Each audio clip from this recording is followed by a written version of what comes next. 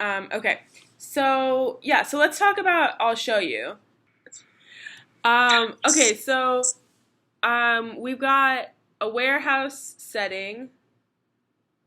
Um, One of the interesting things is a great number of the videos are um, mono topical or mono setting, which is somewhat unusual historically for music video.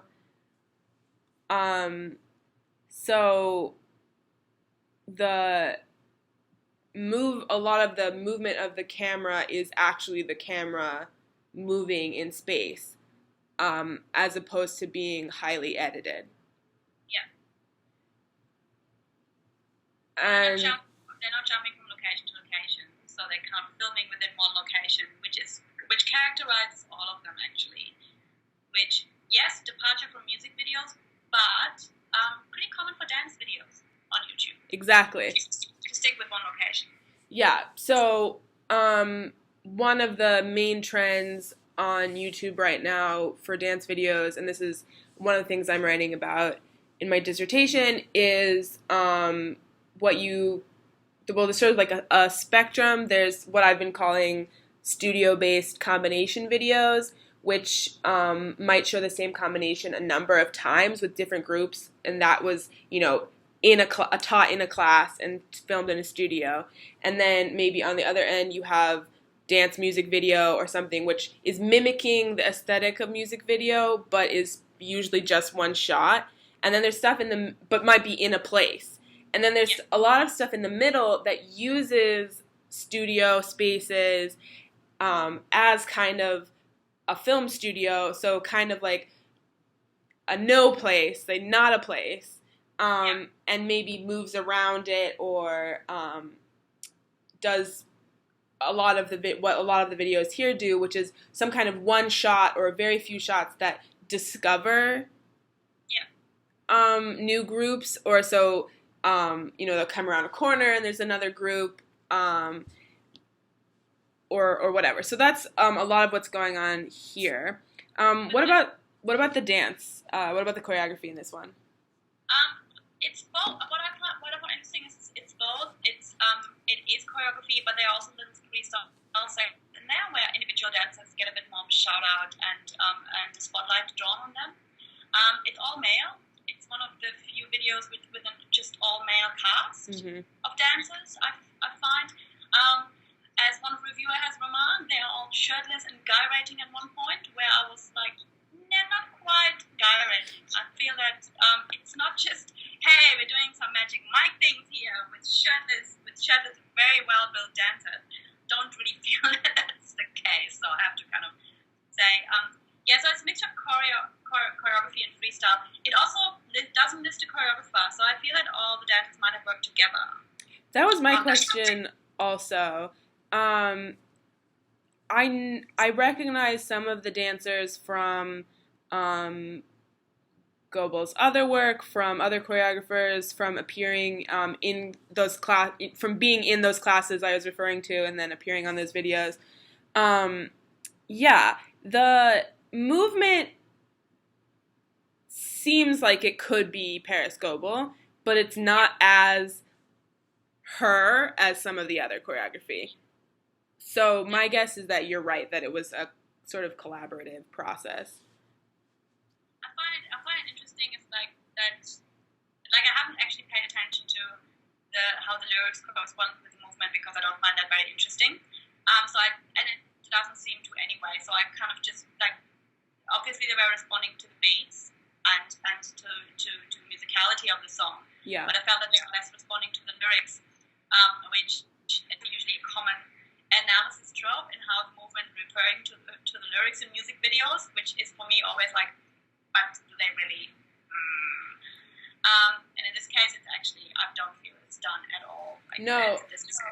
And I made a note on that too, because one thing that is quite common in the choreography that people are teaching in classes, so sometimes it's called choreo, sometimes it's called LA style, whatever. A lot of those choreographers are very lyric based. Yeah.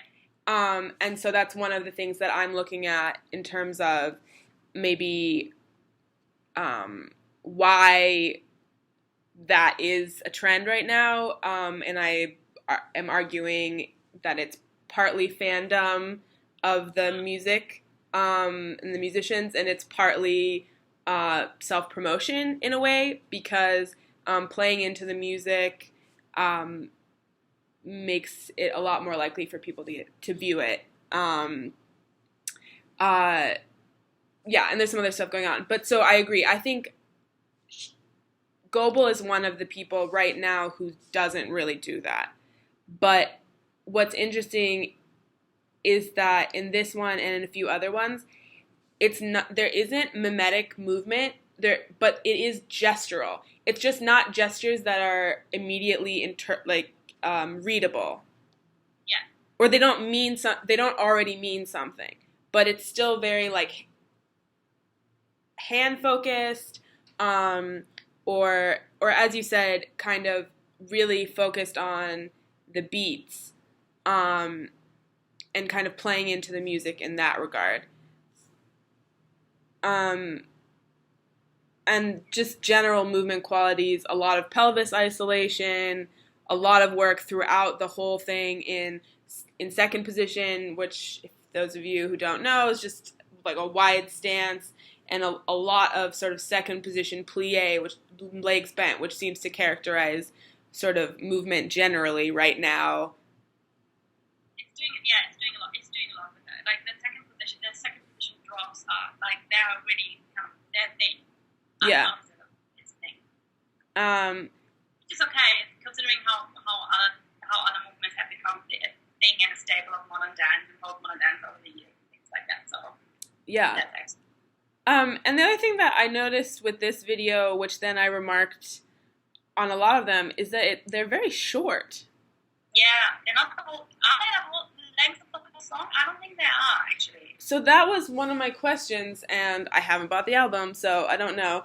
Maybe shame on me for not doing the research. But my question would be, are these songs really about 2 minutes long, or did they just decide to have short videos in order to be able to do more of them?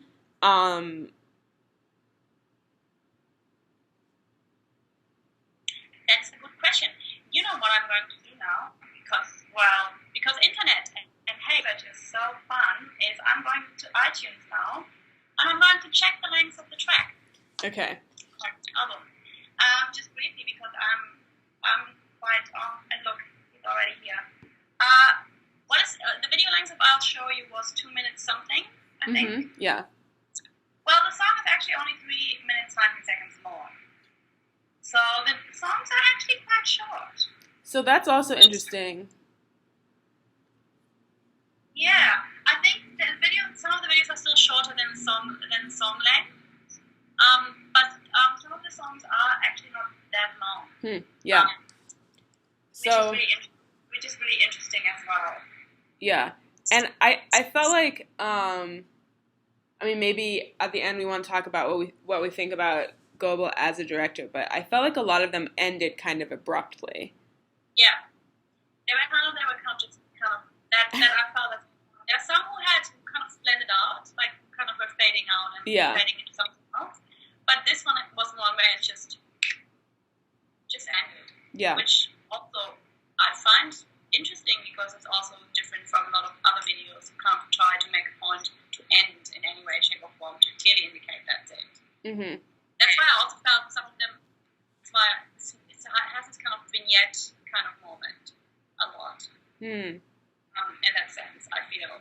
So, like, maybe it's not that there aren't connecting threads. It's just that we're not privy to them. Yeah, maybe that's actually a thing. And I'm actually also wondering if it's such a bad,